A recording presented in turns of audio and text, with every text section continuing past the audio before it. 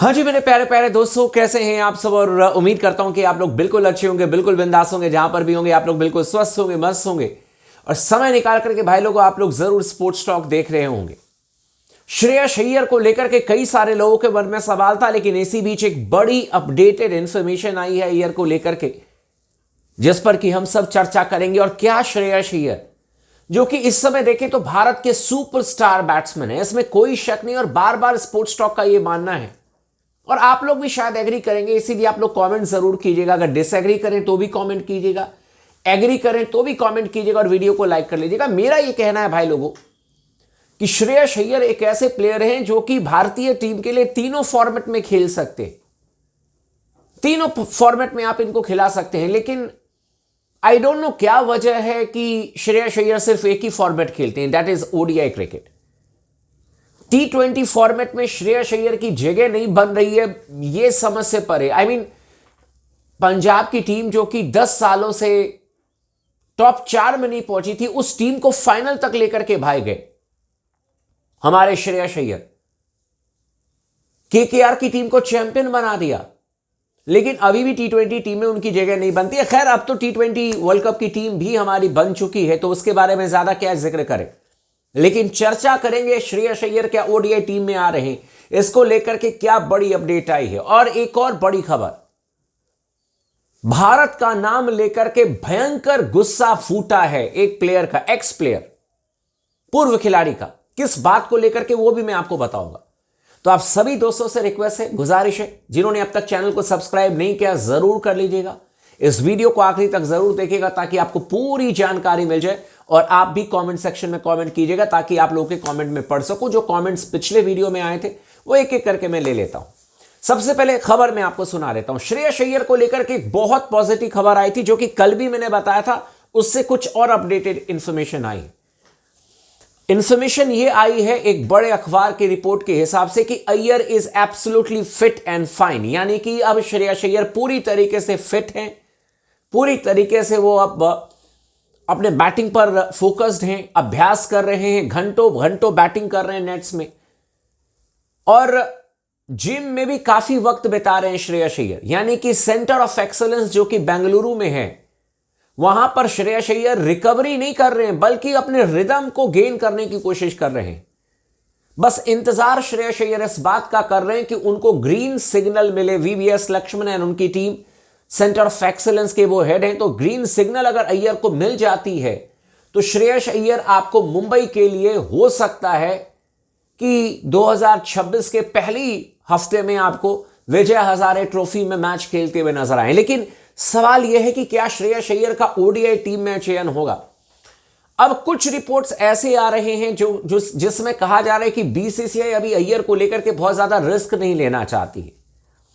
मतलब यह खबर आ रही है भाई लोगों की कुछ चयनकर्ताओं का मानना है कि श्रेयस अय्यर को लेकर के हम रिस्क नहीं लेंगे। 3 ही मैच बाकी हैं इस समय हमें ओडीआई क्रिकेट खेलने के लिए, जो कि न्यूजीलैंड के खिलाफ में हमें पहला जो ओडीआई मैच है वो खेला जाएगा 11 जनवरी को बड़ोदरा में, दूसरा खेला जाएगा राजकोट में मेरे ख्याल से 14 को, और तीसरा इंदौर में खेला जाएगा 18 को।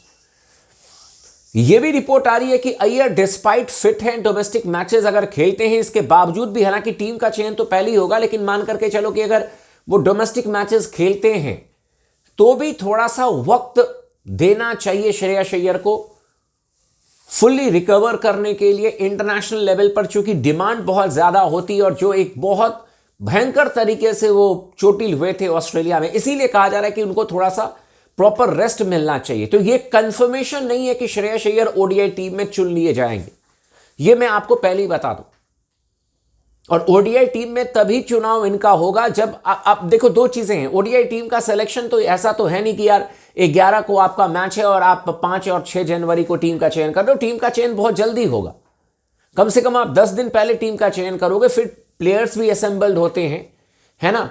तो इसका मतलब है कि श्रेयस अय्यर के, अगर आप मेरे से पूछोगे तो श्रेयस अय्यर के खेलने के चांसेस थोड़े से कम नजर आ रहे हैं, मुझे ऐसा लग रहा है। अगर चमत्कार हो जाए और ग्रीन सिग्नल हाल फिलहाल में मिल जाए 1 आध दिनों में, और उसके बाद श्रेयस अय्यर एकदम अवेलेबल फॉर सिलेक्शन हो जाए, तो भी क्या चयनकर्ता उनको पिक करेंगे without playing any Vijay Hazare trophy match. ये थोड़ा सा मेरे को लगता है कि देखना पड़ेगा, इसको लेकर के थोड़ा सा इंतजार करना पड़ेगा। मुझे ऐसा लगता है कि शायद आप 3 एक दिवसीय अंतर्राष्ट्रीय मैच में अय्यर को ना देखो, या हो सकता है कि आपको एक मैच में ना देखें, आखिरी 2 मैच के लिए अय्यर को चुन लिया जाए, वॉटेवर, लेकिन थोड़ा सा इंतजार करना होगा। प्रैक्टिस उन्होंने शुरू कर दी है, जबरदस्त तरीके से नेट्स पर वो काम कर रहे हैं, जिम में वो मेहनत कर रहे हैं, तो ये बहुत पॉजिटिव चीज है। दूसरी खबर पर आते हैं भाई, उसके बाद कमेंट भी ले लूंगा। जिस तरीके से ऑस्ट्रेलिया वर्सेस इंग्लैंड के बीच में टेस्ट मैच हुआ है, और ये अब तक 4 टेस्ट मैचेस हुए एशेज में, और 2 टेस्ट मैचेस जो हैं वो 2 दिनों में समाप्त हुए।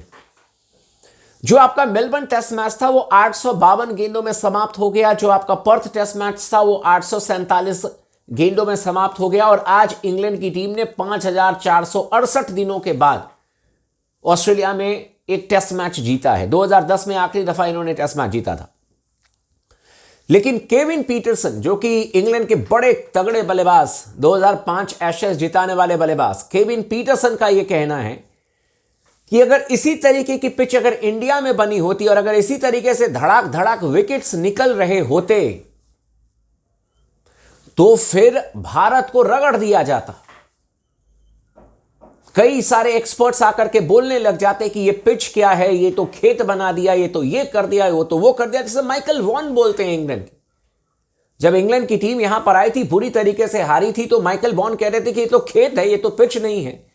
तो केविन पीटरसन का कहना है कि अब ऑस्ट्रेलिया की पिचेस की भी आलोचना होनी चाहिए कि भाई साहब, एक बार मान लो कि आपने ऐसी पिच बनाई जो टेस्ट मैच 2 दिनों में समाप्त हुआ, लेकिन 4 टेस्ट मैच में 2 ऐसी पिच आपने बना दी जहां पर कि 2 दिनों में टेस्ट मैच समाप्त हो चुका है, तो ऑस्ट्रेलिया की आलोचना क्यों नहीं हो रही है? क्यों नहीं आकर के पुराने क्रिकेटर्स ऑस्ट्रेलियन पिचेस के बारे में चर्चा कर रहे हैं? सिर्फ भारत को ही क्यों हमेशा टारगेट किया जाता है? इस बात में दम है केविन पीटरसन की।